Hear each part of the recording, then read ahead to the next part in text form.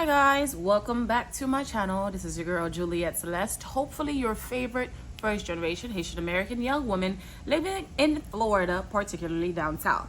In today's video, I'm gonna try to keep it short and brief. We're gonna be discussing my June 2023 financial plan of action. So let's get straight into it. So I think I may be a video or two behind, so if you're seeing this is probably going into the second week of June, but I did start it into the first week of June. I just wrote it down so that way I could let you guys see it, and hopefully you guys can help me be held accountable to make sure I complete all the goals in this time and try not to create new goals when I realize that I'm failing at other goals. So yeah, let's get to it. The first goal, which is I think the most important one, is to pay off the VyStar personal loan. Now, as of June 1st, the current balance for VyStar personal loan is $229.54.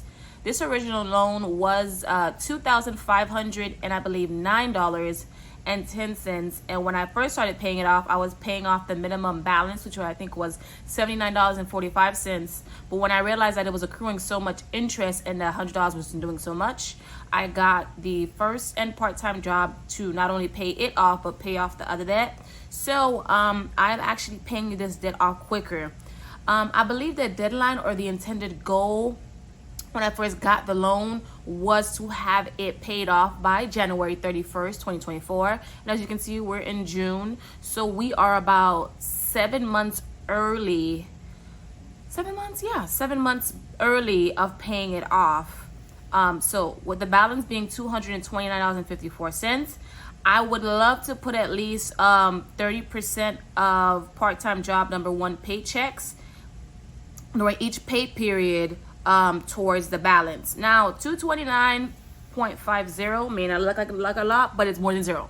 So with that being said, I get paid June 8th and June 22nd of this month. The reason why I put at least 30% of the paycheck, it's because certain events may or may not be canceled and I may or may not be put on schedule for them. So because I low-key low-ball myself, I always put a percentage instead of a money amount, because that will help me it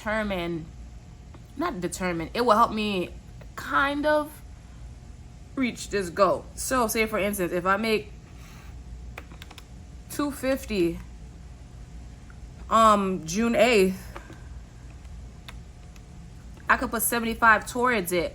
And as of lately, when I've been throwing more money towards VyStar personal loan, because it considers me months ahead, it doesn't charge me a lot of interest, and majority if not all of the money goes towards the principal. So out of the $75, I would assume at least 73 of it goes to the actual payment of the VyStar personal loan. So if 75, I'll put 73, 229.54 minus 73, 156, and I'm hoping I get hours and so on and so forth. If this is confusing, let me know. But yeah, I want to put at least 30% of my paychecks towards that. Also, the 30% because I have other goals that needs to be achieved using those paychecks. So with that being said, do I think paying off VyStar personal loan in the month of June is feasible? Yes. I can't wait to do my happy dance when it's actually accomplished, because once I pay this off, this is the last consumer medical debt that I will have to worry about, and I will just have to worry about owing student loans. The next goal that I have is to save $180 in my dermatology cash envelope to see my dermatologist. So I have acne both on face and body. Well, my face is part of my body. Well, I digress. I have it everywhere. I have it on face, but mainly my face and back. And I recently, like maybe a year and some change ago, I got off of Accutane, and although Accutane helped clear the acne, the hyperpigmentation and the scarring is still there. And so I've been seeing my dermatologist to help me with the scarring and hyperpigmentation. However, I can only see my dermatologist for certain treatments when I can afford it, because I'm not going to keep swiping my card. That's how you accumulate consumer debt, and I don't have time for that. So I plan on saving $180 because that's how much it costs to see him and her. Now you're wondering, him and her. The him and her, my dermatologist is an amazing gentleman. He has his assistant esthetician / skin specialist do my chemical peels, and so they kind of let me see both of them at the same time. And because the appointment is technically booked under the assistant, I get a $180 fee without them charging me a specialist fee. He just pops in and be like, hey, how you doing, this and that. So it's covered in the $180. My current balance is $125 in the cash envelope for dermatology. Let's see how am I? I'm short $55. So in order for me to see him in July, because he has availability Saturday, July 1st at 11, that's when I want to see him, I have to save and put aside $55 from the 2 paychecks that I will be receiving from part-time job number 1. So on June 8th, when I receive my paycheck, I will put at least $25 towards dermatology. So then I will only end up owing $30, in which I will pull from the June 22nd paycheck. Is it feasible? Yes. If push comes to shove and I am not able to pull the entire 30 from the part-time job number 1 second paycheck for the month of June, I will just make sure that I budget it into my regular primary income paycheck, so that way I'll have enough money to see the doctor on the 1st of July. My third goal is to put at least $10 into new envelopes / sinking funds that I created. So on this left side here, I created the cash envelope known as Costco member. I renew my Costco membership. I think it's like the regular level one. It's the white card. I'm gonna see if I could post a picture on the side so you guys can see it. And it is $60. I don't think they charge tax. If they do, I'm sure I'll be able to find the extra change in my piggy bank. But I created this because oftentimes I would just use my credit card to swipe for it and not really pay myself back, or not have the funds for it. So this time around, when I started budgeting and for this year, I decided that I wanted to create an envelope and save the money, so that way when it comes time to pay it in November, I'll have the money and not have to worry about swiping my card and having a debt that I was aware of, but I don't have the money for. Sinking funds that I also created, utilities. This is gonna be, I have a move out sinking fund, and I came to realize that's just for moving out, but I need a utilities sinking fund. So just in case Wi-Fi, trash, water, sewer, whatever my future apartment or living situation will have me pay. And I based the goal amount for this based off of my previous home, but I also times it by 2, so I know it'll cover me for at least 3 months, if not 6. Taxation. Sorry for the clearing of throat. I really do apologize. I don't know what is going on in Miami, but recently the weather has been weathering. My taxation sinking fund was mainly because I realized I'm gonna start owing the IRS every year, no matter what I try to do to decrease it.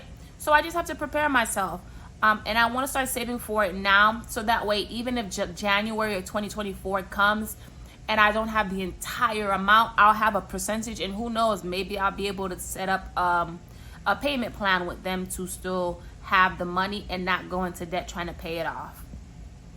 Now, I have 2 sinking funds for student loan. Although they, I have NAILET, and it did notify me that I have 2, wow, this is ridiculous. I have 2 types of student loans. Not 2 types. I have 2 student loans. Instead of it being one large lump sum, they split it in 2, and I'm okay with that.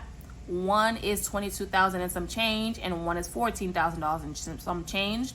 And so I wanted to create 2 separate envelopes for them because Every month I have a goal on how much student loan number 1 will get, and then the same for student loan number 2. So the goal is to put at least 10,000. Ooh, 10,000. That's a nice number. Maybe I'll get that. Put at least, sorry, my intrusive thoughts sometime when. I plan on putting at least $10 into these cash envelopes and sinking funds. And then last but not least, add a minimum of $5 towards my $1 savings challenge. I'm gonna post a screenshot of how my $1 saving challenge look.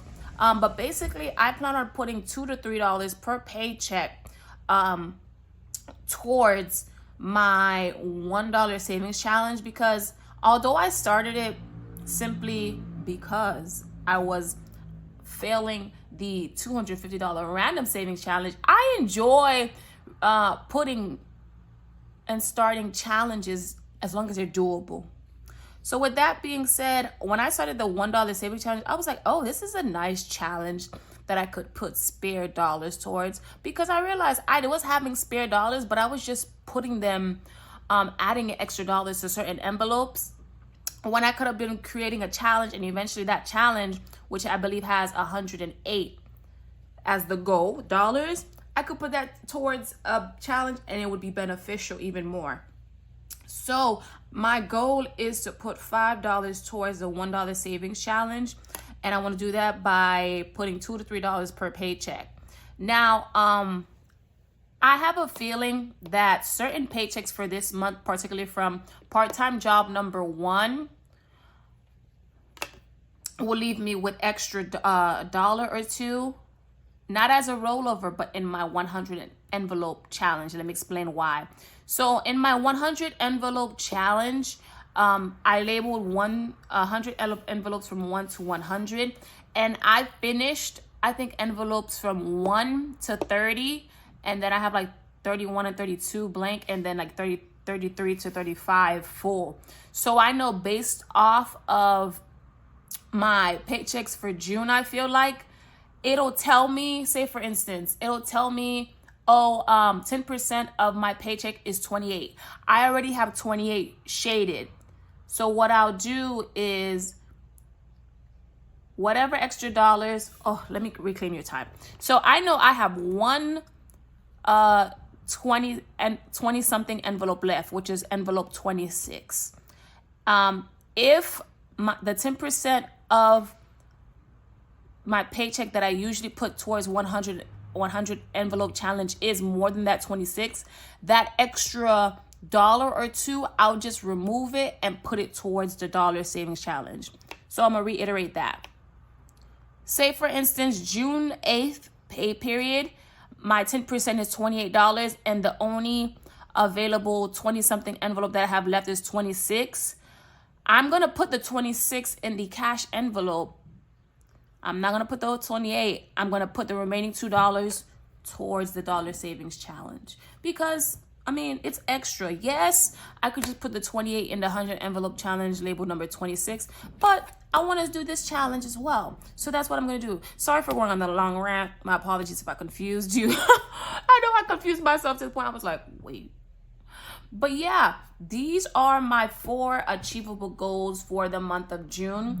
Because I feel like June is going by so quick, I may or may not do a mid-month update. I'll just go all the way down to the very end of June and give you guys a one and done overall update.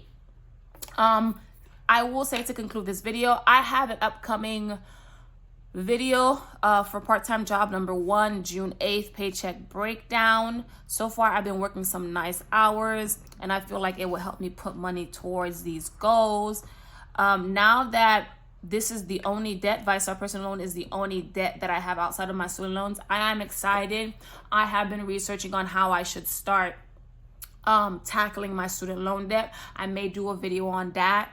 Both part-time jobs number 1 and 2 are starting to slow down for the month of July, so my paychecks may be under $150 or even under $100, but I will still do those videos.